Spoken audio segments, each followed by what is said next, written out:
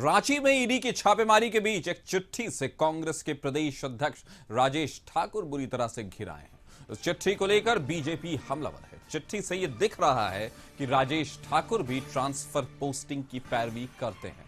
रांची में ग्रामीण विकास मंत्री आलमगीर आलम के पीएस संजीव लाल के नौकर जहांगीर के आवास पर छापेमारी के दौरान ईडी को चौंकाने वाली चिट्ठी मिली है। इनमें राजेश ठाकुर के नाम से कई बीडीओ सहित अन्य अधिकारियों की ट्रांसफर पोस्टिंग से संबंधित पत्र भी मिले हैं।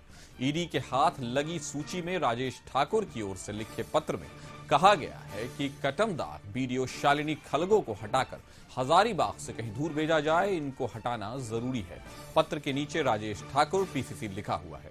उधर प्रदेश अध्यक्ष राजेश ठाकुर ने कहा कि उनके नाम से लिखी पैरवी पत्र बिल्कुल निराधार है। अगर मेरे लेटर पैड पर किसी की पैरवी की गई है तो ईडी मुझे दिखाए।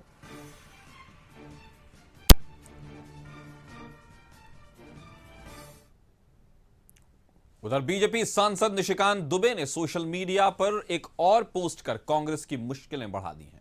उन्होंने एक पत्र पोस्ट कर लिखा कि ईडी के छापे में 40 करोड़ रुपए मंत्री आलमगीर आलम का बरामद हुआ है। कांग्रेस विधायक प्रदीप यादव जो गोड्डा लोकसभा के उम्मीदवार हैं, उनका पत्र मीडिया के अनुसार रेड में बरामद हुआ है। पैसे को लेकर ट्रांसफर पोस्टिंग और गोड्डा लोकसभा के चुनाव को प्रभावित करने का यह खेल है। सभी अधिकारियों को अविलंब चुनाव से हटाया जाए। आगे उन्होंने कहा कि झारखंड कांग्रेस अध्यक्ष राजेश ठाकुर और प्रदीप यादव की चिट्ठी को संज्ञान में लेकर दोनों पर केस दर्ज किया जाए।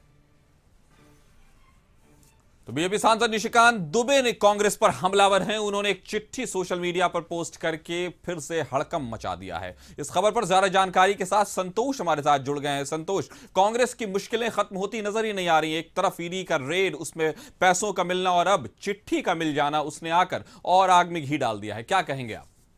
देखिए, कल जब ईडी की रेड हुआ तो उसमें कांग्रेस अध्यक्ष राजेश ठाकुर एक पैरवी का चिट्ठी, जिसमें गोड्डा और कई बीडीओ का ट्रांसफर, एसडीओ का ट्रांसफर का चिट्ठी जब्त हुआ। उसके बाद राजनीतिक उबाल झारखंड में आ गया है और आज फिर निशिकांत दुबे जो बीजेपी सांसद हैं गोड्डा से, वो प्रदीप यादव का एक चिट्ठी ट्वीट करते हैं और इसके बाद निशिकांत दुबे बीजेपी सांसद मांग करते हैं कि इनके दोनों के खिलाफ प्राथमिकी दर्ज किया जाए। चुनाव आयोग से मांग किया है।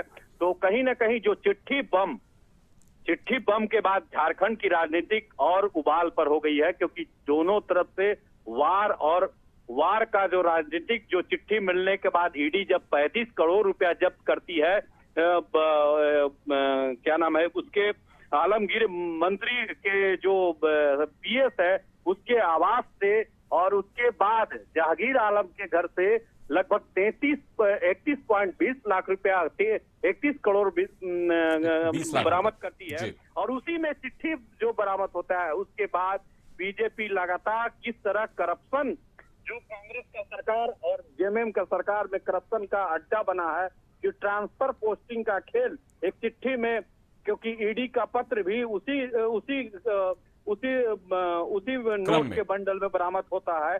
तो कहीं ना कहीं जो चिट्ठी की राजनीतिक और चिट्ठी का खेल अब झारखंड में शुरू हो गया है। जी, लेकिन राजेश ठाकुर ने, संतोष आपको बीच में इंटरप्ट करूंगा, लेकिन राजेश ठाकुर ने कहा है कि अगर मेरे लेटर पैड पर कुछ मिला है तो आप दिखाएं।